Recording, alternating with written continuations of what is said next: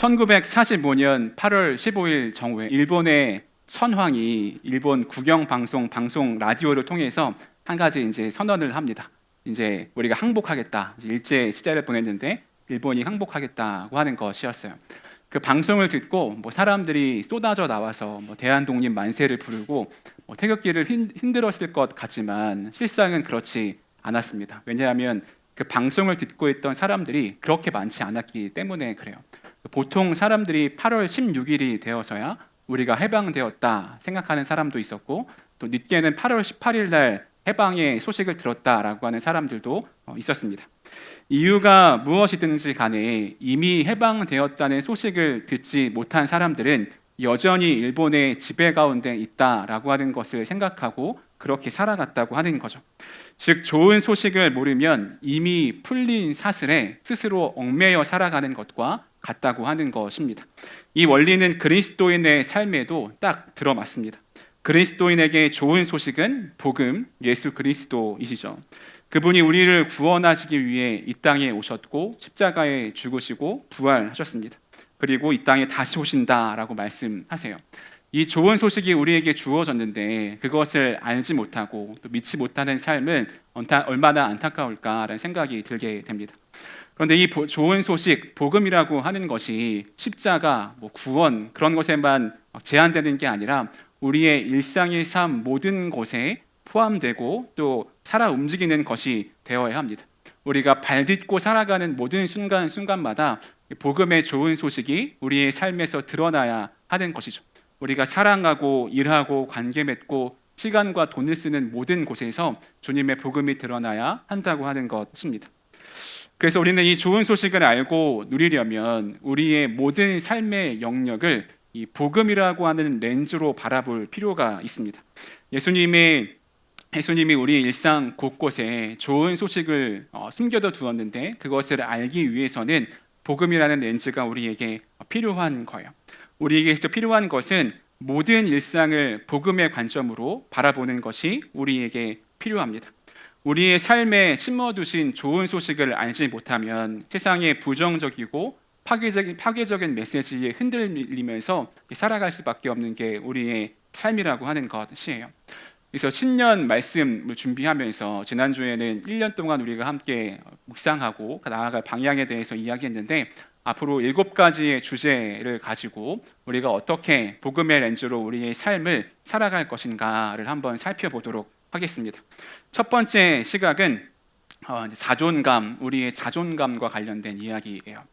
트렌드 코리아 2019, 벌써 한 7년 전 책인데 그 책에 보면 이 시대를 향해서 나나랜드라고 이야기했습니다. 들어보신 분이 있을지 모르겠어요. 이 시대를 나의 자존감이 완성되는 단계라고 본 것입니다. 그래서 우리 주변에도 나를 강조하는 것들이 많이 있어요. 첫 번째는 아이웨이 운동이라고 해서 내 몸을 몸무게나 외모로 평가하지 않겠다 이런 운동이 있었고, 또 톤제성이라고 해가지고 피부톤과 정체성이 합쳐져서 예전에는 화장품 회사에 우리를 맞췄다면 이제는 우리의 피부톤에 이제 맞춰라, 회사가 맞춰라 이런 것도 있습니다. 그래서 퍼스널 컬러 이런 것도 나오기도 한 거죠. 그런 것이 이제 중요하다고 하는 것이에요. 그런데 사람들은 왜 이렇게 나에게 집중할까라고 하는 것을 생각해 볼 필요가 있습니다. 내가 더 나에게 집중하고 나에게 삶의 관점을 맞추고 나의 자존감이 완성되는 단계다 이런 생각을 하려고 하는 경우가 있죠. 그런데 그것이 정말 내 자존감이 건강하고 안전해서가 아니라 평소에 내가 소외되고 있다고 느끼기 때문에 그런 것은 아닐까 생각을 하게 돼요. 평소에 손가락 신경 쓰면서 사시는 분 없죠? 때마다 내 손가락이 10개가 다 있나 세보시는 분은 없을 거예요. 마찬가지로 우리가 삶을 살아가면서 내 부족함과 연약함과 또 자존감이 떨어지는 것을 느끼기 때문에 그것을 가리고 또 그것을 해결하기 위해 더 애쓰는 것이 우리의 삶이 아닌가라고 할 수 있습니다. 그래서 마찬가지로 이 사회는 자존감의 완성의 단계가 아니라 결핍이 많은 사회라고도 볼 수 있게 되는 거죠. 자존감 결핍의 시대가 된 것은 성취를 자존감의 기반으로 보기 때문에 그렇습니다. 알리스터 맥그라스라고 하는 유명한 학자가 있는데요. 그분이 자존감이라고 하는 책에서 보통 우리가 세 가지로 자존감을 형성한다라고 이야기합니다. 첫 번째는 혈통이에요. 집안 배경이나 출신으로 형성되는 자존감. 두 번째는 역할 수행, 자신이 이룬 성취로 형성되는 자존감. 세 번째는 타인의 사랑, 타인이 나를 얼마나 사랑해주고 인정해주는가로 형성되는 자존감입니다. 그런데 이러한 기반을 둔 자존감은 필히 그 사람을 병들게 할 수밖에 없습니다. 왜 그럴까요? 이 조건과 상황에 따라서 느끼는 감정이 달라지기 때문에 그렇습니다. 가령 혈통과 관련해서 생각해 보면 서울대 다니는 학생이 있다 만약에, 그러면 지방대 다니는 학생과 있을 때 우월감을 느끼겠죠. 뭐 그렇게 막 자랑하진 않아도 스스로 느끼는 우월감을 느낄 겁니다. 그런데 옆에 하버드생이 있다라고 한다면 어떤 마음을 느낄까요? 서울대보다는 하버드가 더 좋으니까 그런 우울감을 느낄 수도 있습니다. 제가 지난 교회에서 중고등부 사역할 때 규모가 그렇게 크지 않아서 교사가 5명 계셨어요. 그런데 그 중에 3분이 서울대생이었고, 한 분은 서울대 박사까지 하신 분이고, 한 분은 하버드 대학원 석사까지 하신 분이었습니다. 너무 좋으신 분들이어서 학위로 무언가를 얘기해 본 적은 없었습니다. 만약 그렇다고 했다면 저는 아무 말 못하고 조용히 저는 감신된데요 이렇게 했겠죠. 아무튼 그렇게 하신 분들은 없었는데 그런 것들로 우리의 자존감이 형성되는 경우가 있다는 거죠. 또 역할로 한번 생각해 봅시다. 남들보다 더 좋은 효능감을 내면 성취감을 느끼지만 그렇지 않는다면 무능감을 느끼기도 해요. 어제는 자랑스러웠는데 오늘은 초라해지는 경험 여러분들도 다 해보셨을 것입니다. 그리고 마지막으로 타인의 사랑과 관련해서 생각해 볼 때 누군가 나를 받아주고 주목해주고 사랑해줄 때는 좋지만 나보다 더 인기 많은 누군가가 생기거나 더 주목받는 사람이 생기면 그거에 비교해서 마음이 무너지기도 하고 소외감을 느끼기도 합니다. 여러분은 이 세 가지 중에 무엇으로 나의 자존감을 설명하고 자존감의 기반으로 두고 있는지 한번 생각해 봤으면 좋겠어요. 이처럼 성취를 기반으로 형성된 자존감은 롤러코스터 타듯이 우리의 기분과 감정을 그렇게 왔다 갔다 하게 합니다. 냉탕과 온탕을 오가듯 불안정하게 하죠. 우월감과 우울감, 효능감과 무능감, 소속감과 소외감 사이에서 우리의 마음을 요동치게 한다고 하는 것입니다. 성경에도 보면 이러한 모습을 가지고 있던 이들이 있음을 보게 되는데요. 창세기 11장 4절 같이 한번 읽어보겠습니다. 시작. 또 말하되 자 성읍과 탑을 건설하여 그 탑 꼭대기를 하늘에 닿게 하여 우리 이름을 내고 온 지면에 흩어짐을 면하자 하였더니. 아멘. 창세기에서 사람들이 이제 하나님과 같아지려고 바벨탑을 막 쌓는 장면이죠.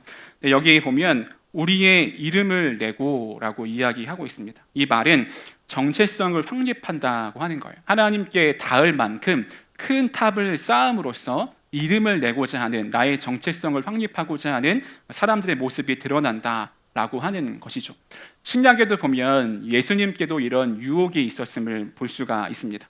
예수님이 40일 금식하신 후에 마귀가 찾아가서 예수님을 유혹하는 장면이 나오는데 이렇게 말해요. 마태복음 4장 3절입니다. 시험하는 자가 예수께 나와서 이르되 내가 만일 하나님의 아들이거든 명하여 이 돌들로 떡덩이가 되게 하라.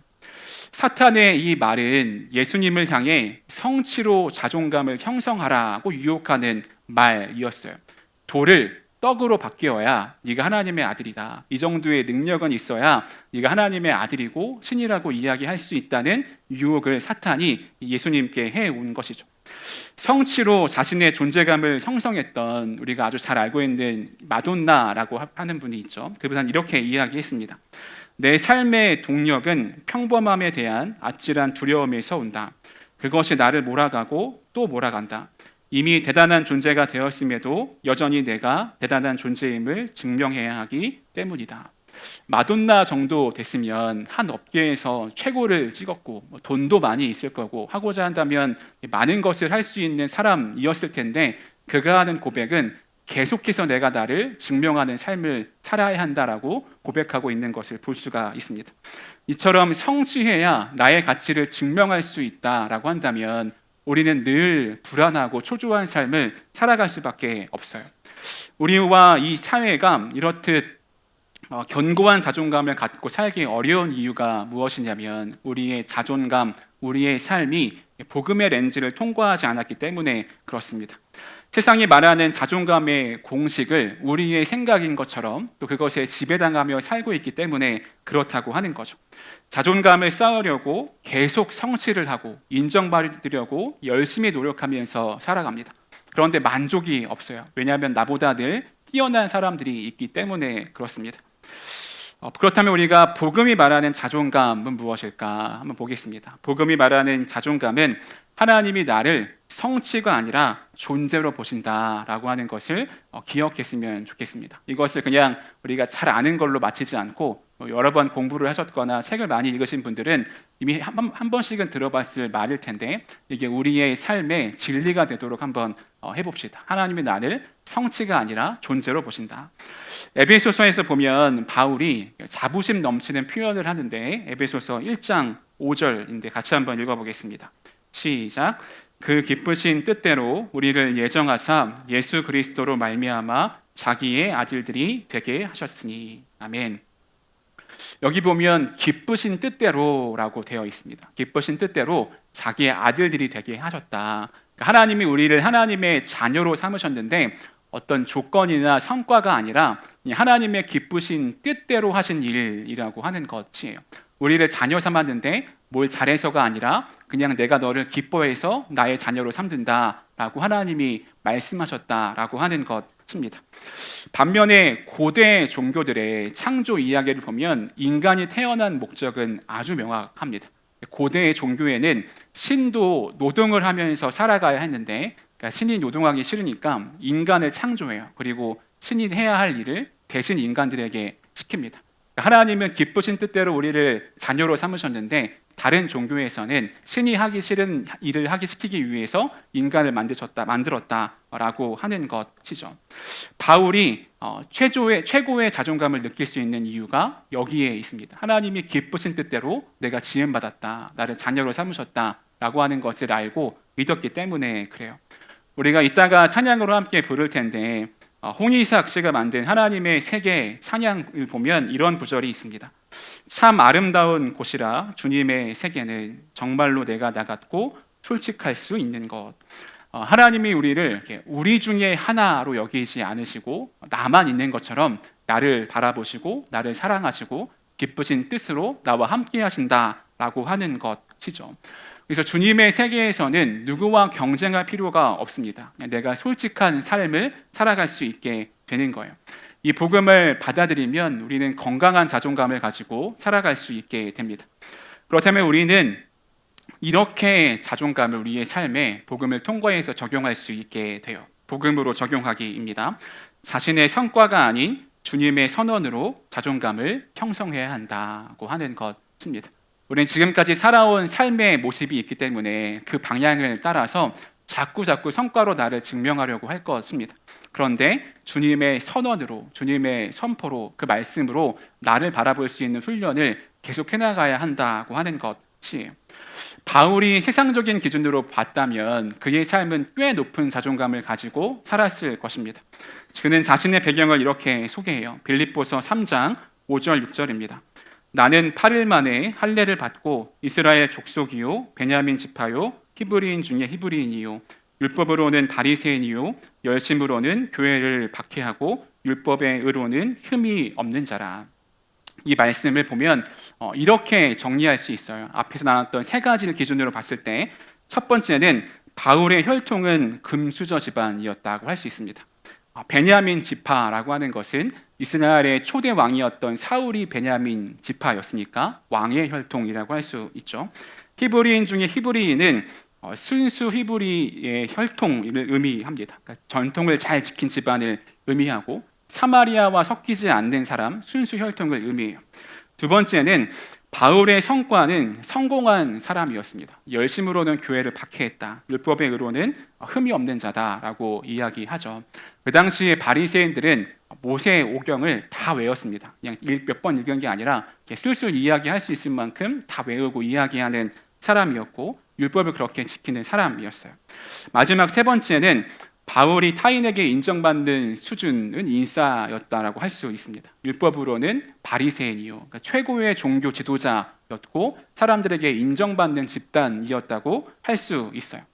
바울이 이런 배경과 성과를 가지고 있었기 때문에 이것을 기준 삼아서 나는 최고의 자존감을 가지고 있다라고 자랑해도 될 법한 상황이었습니다. 그런데 바울은 이런 조건이 있지만 그것을 다 버린다라고 이야기하면서 이렇게 말씀해요. 빌립보서 3장 7절 8절 같이 한번 읽어보겠습니다. 시작. 그러나 무엇이든지 내게 유익하던 것을 내가 그리스도를 위하여 다 해로 여길 뿐더러 또한 모든 것을 해로 여김은 내 주 그리스도 예수를 아는 지식이 가장 고상하기 때문이라. 내가 그를 위하여 모든 것을 잃어버리고 배설물로 여김은 그리스도를 얻고. 아멘. 바울이 그 당시에 남들이 다 부러워할 만한 것들을 왜 다 버린다고 했을까요? 우리로 따지면 삼성의 가문의 자손일 수도 있고 서울대 출신의, 그리고 돈도 많고 사회적으로 다 칭찬받는 상황에 있다면 그 자리를 벗어나기는 참 어려울 것입니다. 바울은 그것을 다 배설물로 여긴다라고 고백해요. 바울이 이렇게 고백할 수 있었던 이유는 자신의 삶의 기반을 내 혈통이나 내가 이룬 성과나 내가 가지고 있는 것으로 보지 않고 그리스도 안에 소속될 때 형성되는 것으로 여겼기 때문에 이제 그의 삶의 관점이 바뀐 것을 볼 수가 있습니다. 엄청난 배경과 성과를 가진 바울이 내가 그리스도 안에서 종이다 이렇게 고백하는데 어떻게 그것이 가능했을까? 로마 시대의 노예들은 주인의 중요도에 따라서 그 종의 지위도 판단했습니다. 그러니까 주인이 얼마나 높은가에 따라서 그 주인의 종도 그만큼의 지위를 누릴 수 있게 되는 거예요. 가령 우리로 따지면 비서의 일을 하는데 저에게 당연히 비서가 없지만 저의 비서가 있다, 누군가 있다, 이것과 대통령의 비서가 있다라고 한다면 같은 비서이지만 그 지위는 확 다르게 되는 것이죠. 마찬가지로 바울은 그 누구보다 위대하시고 존귀하신 예수님의 종이 되었음을 고백합니다. 그렇기에 자부심을 느낄 수 있게 되는 거예요. 마귀는 우리가 계속해서 예수님이 아닌 다른 것으로 우리의 자존감을 형성하려고 하라고 유혹합니다. 2020년에 나왔던 자동차 광고가 있어요. 최근에는 약간 비웃고 조롱하듯이 이 문구가 쓰이는데 이 문구입니다. 요즘 어떻게 지내냐는 친구의 말에 그랜저로 대답했다. 이런 문구예요. 그러니까 이 말은 무슨 의미냐면 어떻게 지내냐라고 했을 때 그랜저로 답했다는 것은 내가 그랜저를 탈 수 있는 돈도 있고 지위도 있고 이것을 운영할 수 있는 능력도 있다라고 하는 것을 보여주는 표현입니다. 이게 벌써 6년 전 광고니까 요즘으로 하면 테슬라로 답했습니다. 이렇게 이야기할 수도 있겠죠.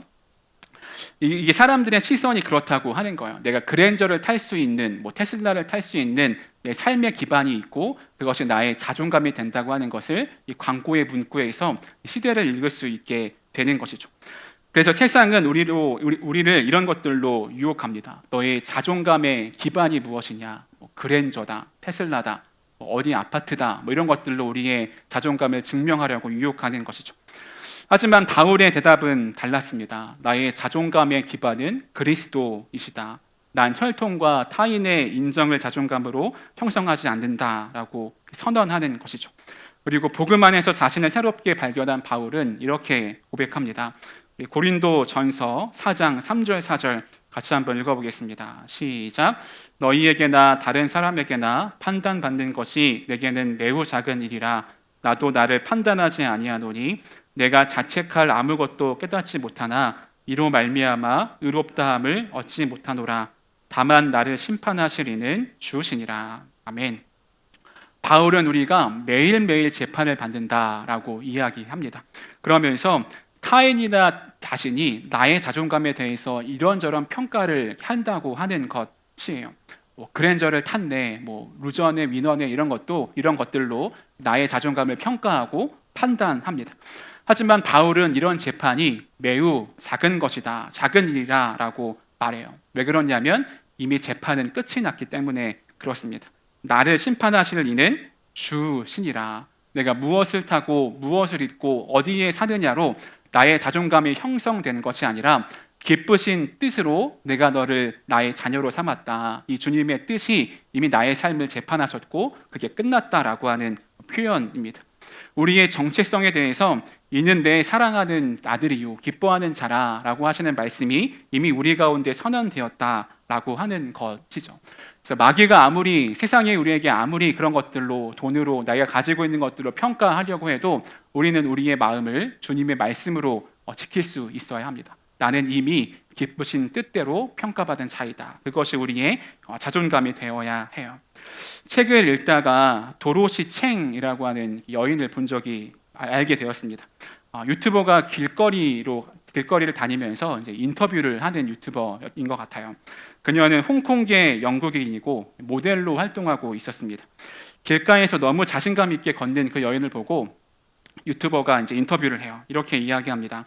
당신은 참 자신 있게 걷네요. 무엇이 당신을 자신감 있게 만드나요? 예수님이요. 이렇게 이야기해요. 당신은 믿음이 인생이나 직업, 성격에 도움되었다고 생각하나요? 저는 성경의 말씀을 따르고 예수님의 가르침을 배우고 있어요. 저를 더 나은 사람으로 만들어 주거든요. 기본적으로 항복하는 법을 배우는 건 저에게 정말 놀라운 영감을 준다고 생각해요. 마지막으로 이렇게 질문합니다. 자신감을 높이기 위해 노력하는 사람에게 혹시 해주실 말이 있을까요? 믿음이요. 믿음을 하나님께 두며 계속해서 치유해 나가면 되지 않을까요? 이렇게 이야기합니다. 그게 뭐 종교 유튜버도 아니었는데 그냥 길 가다가 만난 사람에게 인터뷰했을 때 이렇게 이야기하는 거예요. 여러분도 한번 그 유튜브에 도로시 챙이라고 검색해 보면 이 여인이 나옵니다. 이게 뭐 다른 사람을 외모로 평가하는 것은 그렇게 좋은 일이 아니지만 세상적인 미의 기준으로 볼 때 그렇게 아름다운 여성이라고는 할 수 없어요. 그런데 대화하는 걸 보면 얼마나 자존감이 튼튼한 사람인지, 내면이 강한 사람인지 그 짧은 대화 속에서도 그것을 보게 됩니다. 그렇기에 지나가던 사람의 눈에 띌 정도로 자신감이 넘치는 삶을 살게 되는 것이죠. 우리는 인생을 살아가다 보면 자존감이 바닥치는 순간을 경험할 때가 있습니다. 다른 사람들은 다 잘 사는 것처럼 보여지죠. 나는 뒤처지는 것 같고 잘할 수 있는 게 없는 것처럼 느껴집니다. 그래서 신앙적인 면에 있어서도 하나님은 왠지 능력이 있는 사람을 쓸 것 같고 나 같은 사람을 사용하지 않으실 것 같다는 생각을 하게 되기도 해요. 그런데 성경을 읽다 보면 성경에 나오는 등장인물도 나와 크게 다르지 않음을 볼 수가 있습니다. 성경의 인물의 이름으로 이름을 짓는 분들이 있죠. 근데 정말 그 인물처럼 되고 싶냐라고 물어보면 어려운 인물들이 있어요.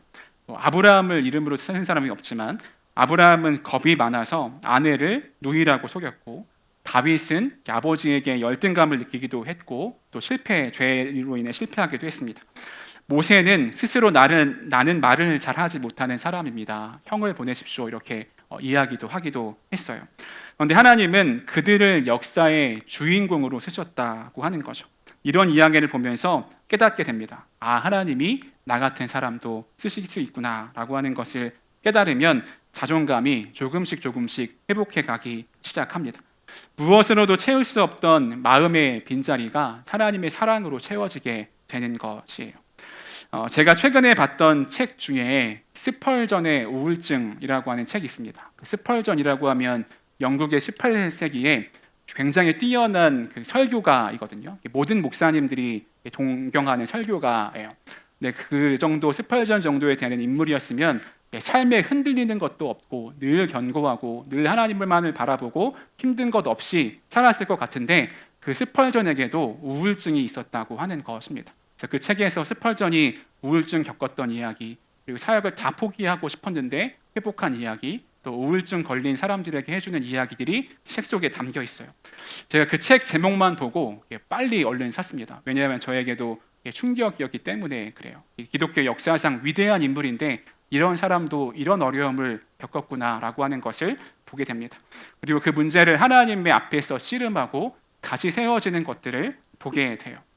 여러분 중에 낙심의 자리에 있다면, 자존감이 바닥을 치고 있다면 세상의 관점에서 바라보지 말고 복음의 관점에서 나의 삶을 바라보는 훈련을 계속해 나가시기 바랍니다. 더 이상 허황된 자존감에 탑을 쌓기 위해서 애쓰지 않아도 됩니다. 나를 부각시키려는 수고를 멈춰야 합니다. 이미 그리스도께서 나를 온전히 부강시켰고 내가 기뻐하는 뜻으로 너를 아들로 딸로 삼았다 말씀하셨기 때문에 그렇습니다. 말씀을 정리하겠습니다. 복음의 관점에서 나의 자존감을 해석했을 때 가장 크게 얻게 되는 유익은 자유로운 삶이에요. 자유로운 삶, 풍성한 삶을 살게 됩니다. 세속적인 관점에서는 성과, 외모, 학벌이 나의 삶의 근간이 되고 그것 때문에 나의 자존감이 출렁이게 됩니다. SNS에서 얼마나 많은 좋아요를 받았는가에 대해서 기분이 달라지기도 하죠. 제가 이제 인스타 안 하고 있다고 말씀드렸잖아요. 정말 자유롭습니다. 다 끊으세요 인스타. 이렇게 얘기해서 끊지는 않겠지만 그것으로부터 자유로운 삶을 이렇게 누리는 것이 전 참 좋더라고요. 여하튼 우월감과 열등감 사이에 롤러코스터를 타게 돼요. 남과 비교하면서 나의 가치를 계속해서 판단하고 평가합니다. 그렇기 때문에 계속 불안정한 삶을 살 수밖에 없어요. 사람들에게는 좋은 모습을 보여주지만 내 안에는 불안과 염려가 계속하게 됩니다. 그런데 복음의 관점으로 나의 삶을 바라보면 하나님이 나를 기뻐하신다. 변치 않는 사랑이 나의 삶의 기초가 된다. 그런 것들을 바라보게 돼요. 남과 굳이 비교하지 않아도 이미 나는 하나님의 형상을 따라 지음받은 존귀한 존재이다 라고 하는 것이 믿어진다면 누군가와 비교하며 힘들어할 이유가 우리 가운데 없습니다. 그렇기에 자유로운 삶을 살게 되죠. 나를 증명하기 위해 지친 여러분들이 있다면 하나님 앞으로 나아가시기 바랍니다. 하나님은 나를 존재만으로 기뻐하십니다. 복음은 나의 값을 다시 매겨요. 이번 한 주 동안 나를 증명하기 위한 이런저런 일을 멈추고 하나님 앞에 거하는 일, 하나님께 나를 사랑하신다 하는 그 음성을 듣는 자리로 나아갈 수 있는 여러분이 되었으면 좋겠습니다. 그렇게 믿음의 한 주를 살아가기를 주님의 이름으로 축복합니다.